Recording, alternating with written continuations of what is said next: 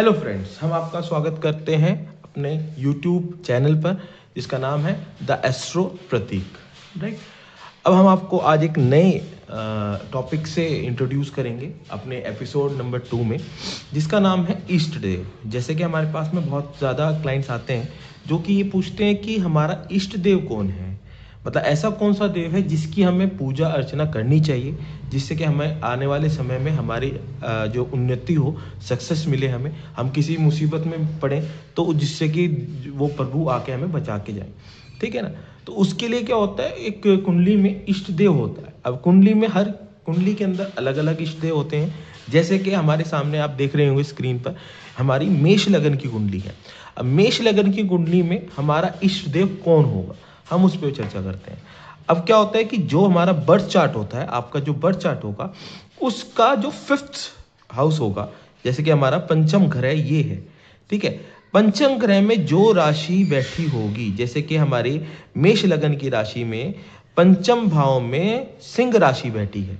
अब सिंह राशि हमने आपको पिछले एपिसोड में बताया था कि कौन सी राशि का कौन सा लॉर्ड होता है।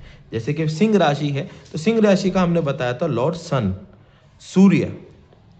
सूर्य जो है इसका लॉर्ड होता है। इसीलिए इस जो ये है मेष लगन की राशि है, मेष लगन में जो आपका पंचम हाउस होता है सिंह राशि बैठती है और सिंह राशि का जो लॉर्ड है सूर्य बैठता है। इसीलिए इनका जो इष्ट देव होगा वो सूर्य होगा।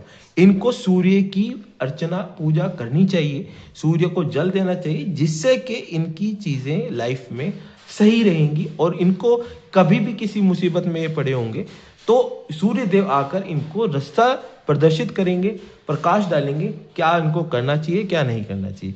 तो इनके लिए सूर्य देव जो है वो इष्ट देव हुए।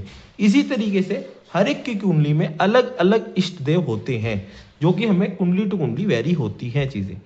हम अभी एक कुंडली लेते हैं, एक हमारे क्लाइंट हैं सिद्धार्थ, हम उनकी कुंडली को एनालाइज करते हैं, उसमें आपको उसके में बताते हैं कि उनकी कुंडली में इष्ट देव कौन है।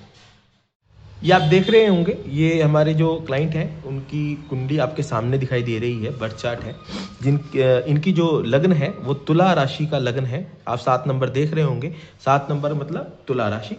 अब तुला राशि के अंदर हमें इसमें पहचानना है कि आपका इष्ट देव कौन है। अब इष्ट देव के लिए वही परिभाषा होगी, पंचम ग्रह 1 2 3 4 5, पंचम ग्रह का जो मालिक है वो जो होगा, जो कि जैसे कि इसमें लिखा है कुंभ राशि लिखी है 11 नंबर, तो 11 नंबर का मालिक कौन होता है, शनि। अब शनि इसका मालिक होगा क्योंकि ये कुंभ राशि है, कुंभ राशि का मालिक शनि है, तो इनका इष्ट देव जो होगा वो शनि होगा।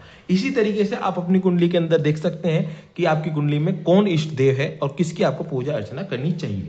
लेकिन इसमें हम एक चीज और बताना चाहेंगे, जैसे कि हमारा चार्ट है, आपको ये देखना होगा कि उस जो आपको मिलता है इष्ट देव, उसकी आपको पूजा अर्चना किस तरीके से करनी है, वो birth chart to birth chart vary करता है। कई बार क्या होता है कि हमें उसकी जो है दान दक्षिणा करनी चाहिए उस ग्रह से रिलेटेड। कई बार क्या होता है कि हमें उसकी पूजा अर्चना फास्ट वगैरह करके उसकी चीज़ें इनटेक करके एनर्जी को, तब जाके हमें उसकी एनर्जी को बढ़ाना होता है। ये चीज़ें हम आने वाले एपिसोड्स में समझेंगे, लेकिन अभी हम इस बात पे हैं कि आपको इष्ट देव क्या होता है। इष्ट देव जैसे तुला राशि के अंदर इसमें कुंभ राशि में शनि इष्ट देव हुए, इसी तरीके से आपकी कुंडली का भी इष्ट देव अलग होगा।